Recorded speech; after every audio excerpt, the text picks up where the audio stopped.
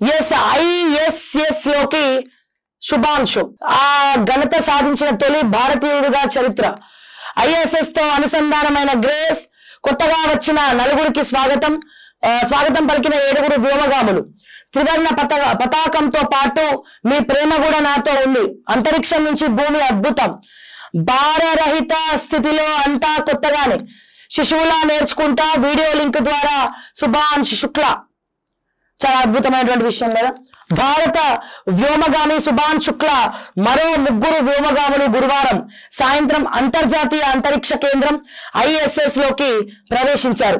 వారికి ఐఎస్ఎస్ లోని 7 వ్యోమగాములు సాధారణంగా స్వాగతం పలికారు.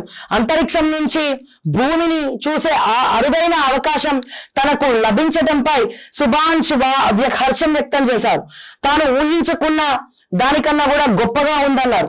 బుధవారం మధ్యాహ్నం 12:01 గంటలకు అమెరికాలోని కెనడీ అంతరిక్ష కేంద్రం నుంచి బయలుదేరిన గ్రేస్ 28 గంటల అనంతరం గురువారం సాయంత్రం 4:01 గంటలకు ఐఎస్ఎస్ ను చేరుకుంది. ఆ తర్వాత ఐఎస్ఎస్ తో 12 జతల హుక్స్ ద్వారా అనుసంధానమయ్యే ప్రక్రియ మొదలైంది.